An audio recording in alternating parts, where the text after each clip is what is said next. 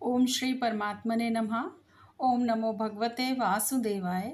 श्रीमद् भागवतम महापुराण महात्म अध्याय 5।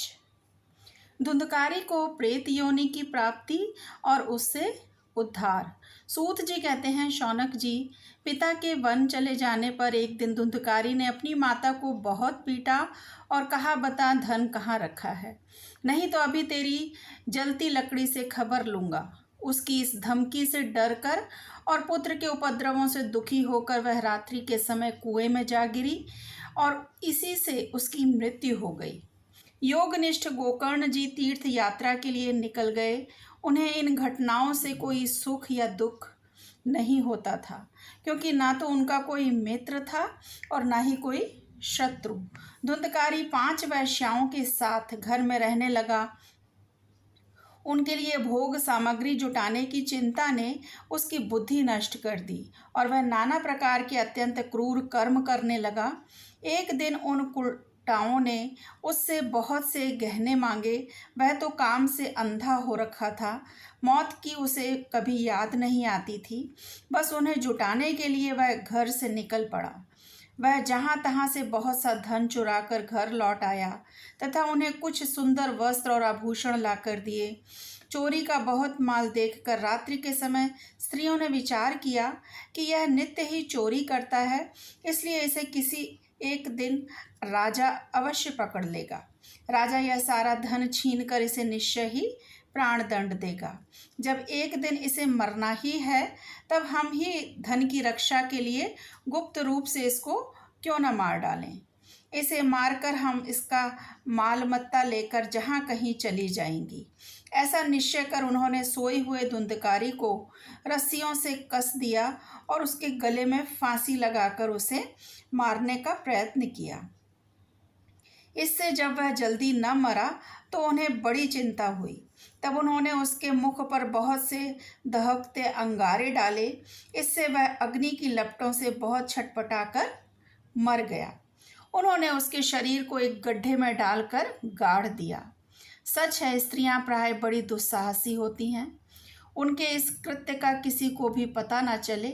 लोगों के पूछने पर कह देती थी कि हमारे प्रियतम पैसे के लोभ से अब की बार कहीं दूर चले गए हैं, इसी वर्ष के अंदर लौट आएंगे।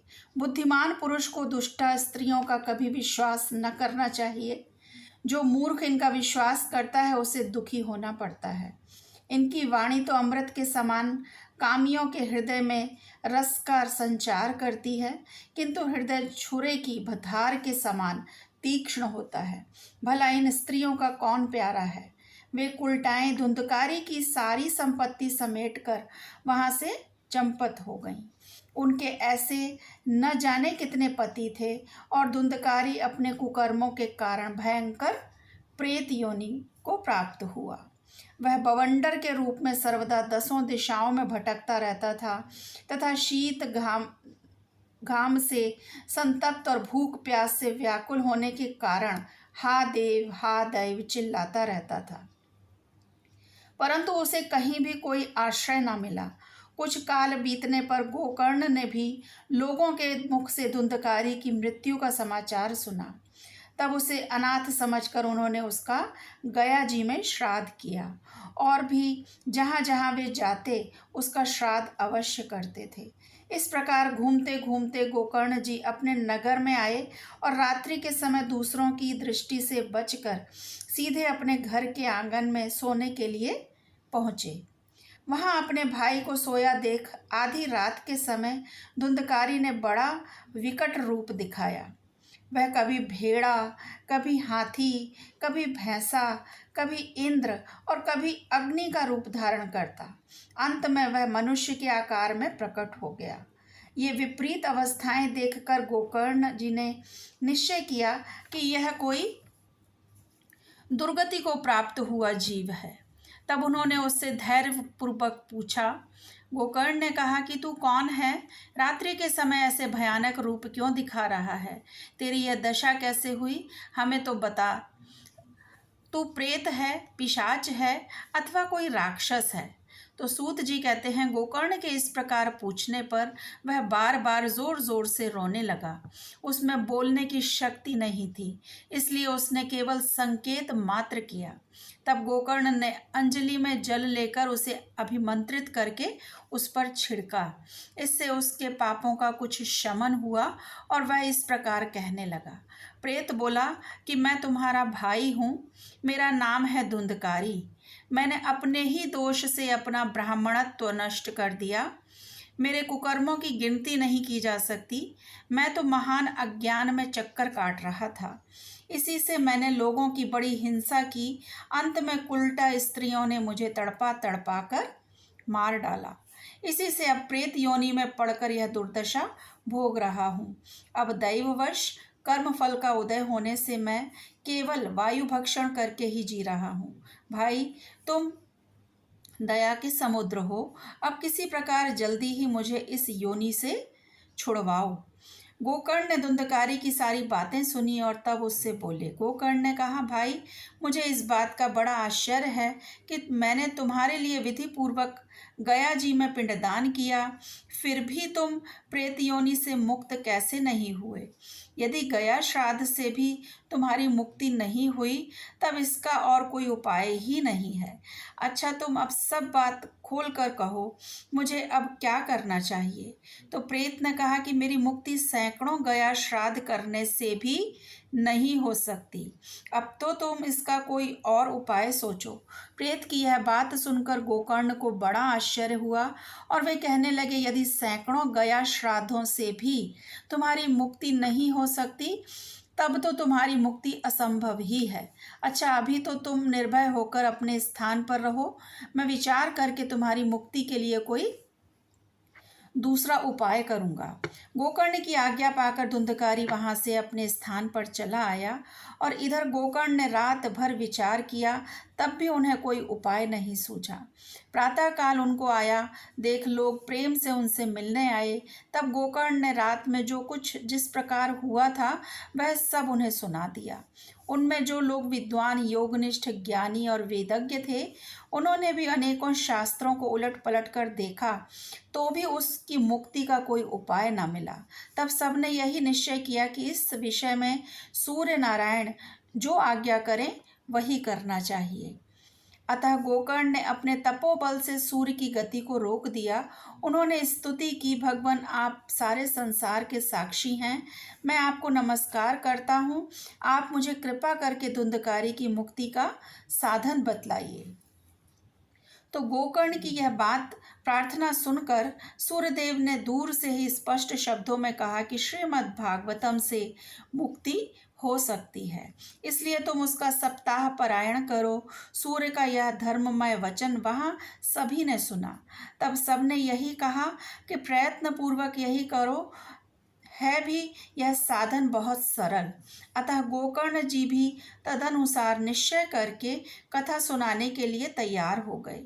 देश और गांवों से अनेकों लोग कथा सुनने के लिए आए।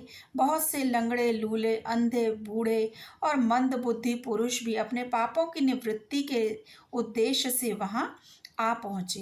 इस प्रकार वहाँ इतनी भीड़ हो गई कि उसे देखकर देवताओं को भी आश्चर्य होता था। जब गोकर्ण जी व्यास गद्दी पर बैठकर कथा कहने लगे, तब वह प्रेत भी वहाँ आ पहुँचा और इधर उधर बैठने के लिए स्थान ढूंढने लगा। इतने में ही उसकी दृष्टि एक सीधे रखे हुए 7 गांठ के बांस पर पड़ी।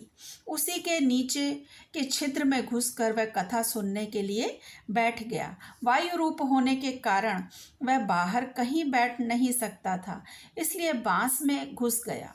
गोकर्ण जी ने एक वैष्णव ब्राह्मण को मुख्य श्रोता बनाया और प्रथम स्कंध से ही स्पष्ट स्वर में कथा सुनानी आरंभ कर दी। सायंकाल में जब कथा को विश्राम दिया गया, तब एक बड़ी विचित्र बात हुई। वहां सभासदों के देखते देखते उस बांस की एक गांठ तड़ तड़ शब्द करती फट गई। इसी प्रकार दूसरे दिन सायंकाल में दूसरी गांठ फटी और तीसरे दिन उसी समय तीसरी। इस प्रकार 7 दिनों में 7 गांठों को फोड़कर धुंधकारी 12 स्कंधों को सुनने से पवित्र होकर प्रेत योनि से मुक्त हो गया और दिव्य रूप धारण करके उस सब के सामने प्रकट हुआ। उसका मेघ के समान श्याम शरीर पीतांबर और तुलसी की मालाओं से सुशोभित था तथा सिर पर मनोहर मुकुट और कानों में कमनीय कुंडल झिलमिला रहे थे। उसने तुरंत अपने भाई गोकर्ण को प्रणाम करके कहा कि भाई, तुमने कृपा करके मुझे प्रेत योनि की यातनाओं से मुक्त कर दिया है। यह प्रेत पीड़ा का नाश करने वाली श्रीमद् भागवतम की कथा धन्य है तथा श्री कृष्णचंद्र के धाम की प्राप्ति कराने वाला इसका सप्ताह पारायण भी धन्य है।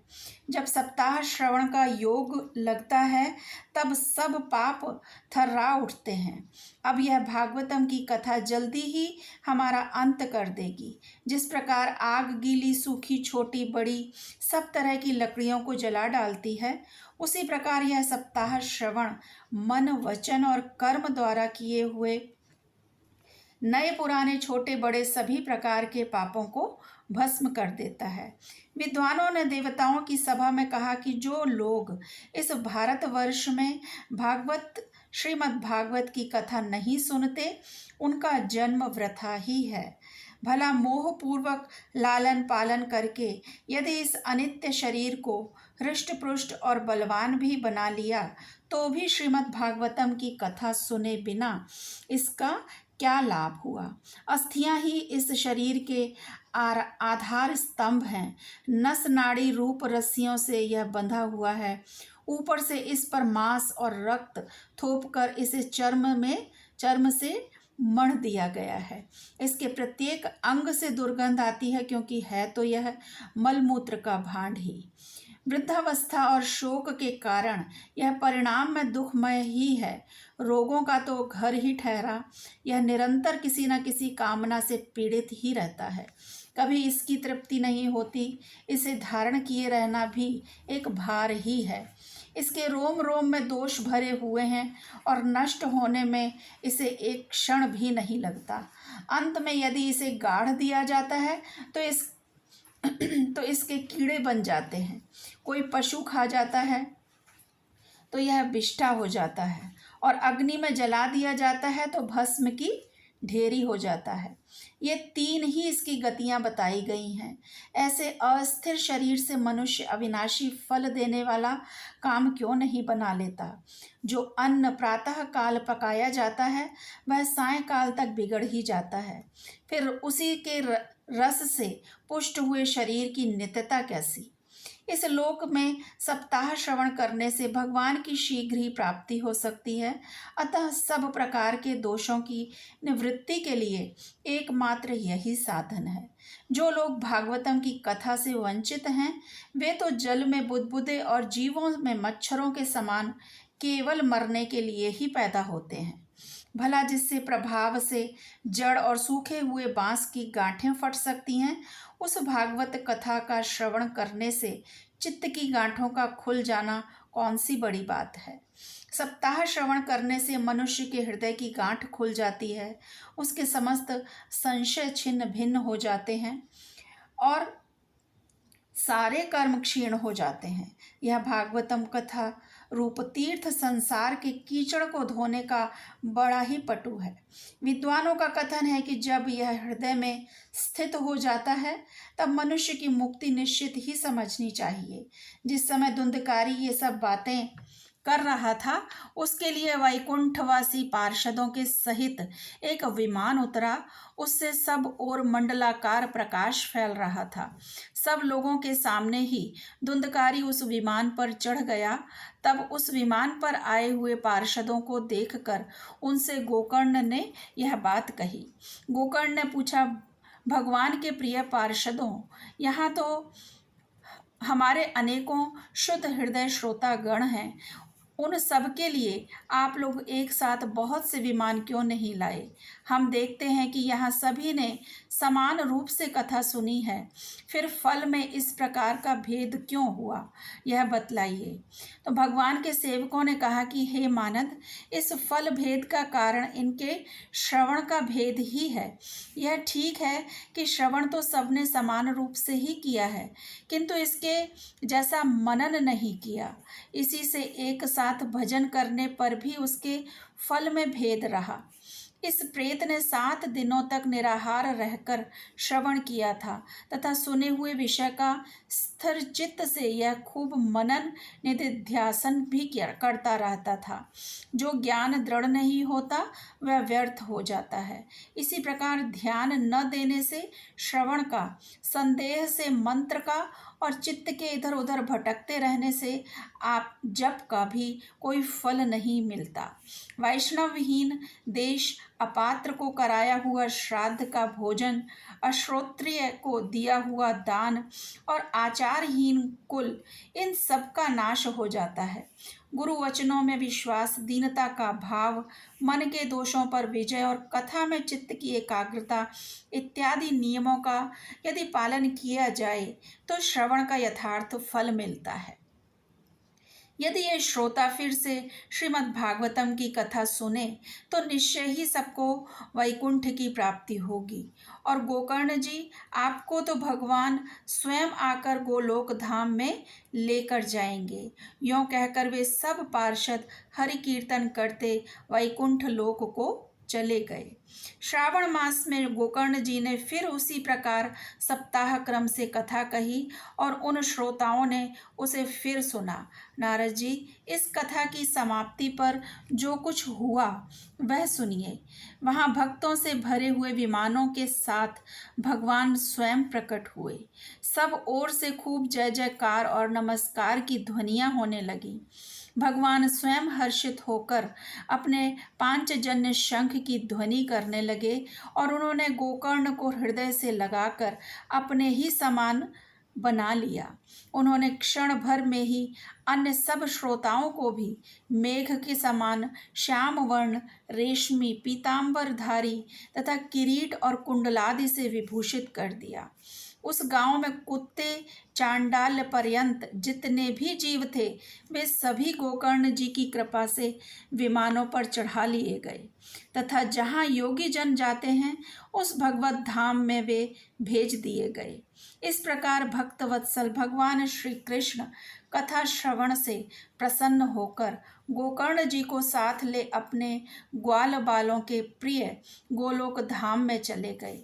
पूर्व काल में जैसे अयोध्यावासी भगवान श्री राम के साथ साकेत धाम सिधारे थे, उसी प्रकार भगवान श्री कृष्ण उन सबको योग्य दुर्लभ गोलोक धाम को ले गए, जिस लोक में सूर्य, चंद्रमा और सिद्धों की भी कभी गति नहीं हो सकती, उसमें वे श्रीमद् भागवतम श्रवण करने से चले गए। नारद जी, सप्ताह यज्ञ के द्वारा कथा श्रवण करने से जैसा उज्जवल फल संचित होता है उसके विषय में हम आपसे क्या कहें। अजी, जिन्होंने अपने कर्ण पुट से गोकर्ण जी की कथा के एक अक्षर का भी पान किया था, वे फिर माता के गर्भ में नहीं आए। जिस गति को लोग वायु, जल या पत्ते खाकर शरीर सुखाने से, बहुत काल तक घोर तपस्या करने से और योगाभ्यास से भी नहीं पा सकते, उसे वे सप्ताह श्रवण में सहज में ही प्राप्त कर लेते हैं। इस परम पवित्र इतिहास का पाठ चित्रकूट पर विराजमान मुनीश्वर शांडिल्य भी ब्रह्मानंद में मग्न होकर करते रहते हैं। यह कथा बड़ी ही पवित्र है। एक बार के श्रवण से ही समस्त पाप राशि को भस्म कर देती है। यदि इसका श्राद्ध के समय पाठ किया जाए तो इससे पितृगण को बड़ी तृप्ति होती है और नित्य पाठ करने से मोक्ष की प्राप्ति होती है। ओम नमो भगवते वासुदेवाय। हरि ओम तत्सत। श्री कृष्ण अर्पणम अस्तु। ऐसी ही कथाएं सुनने के लिए मेरे चैनल को सब्सक्राइब करें और मेरी वीडियोस को लाइक करें। ओम नमो भगवते वासुदेवाय। हरे कृष्णा।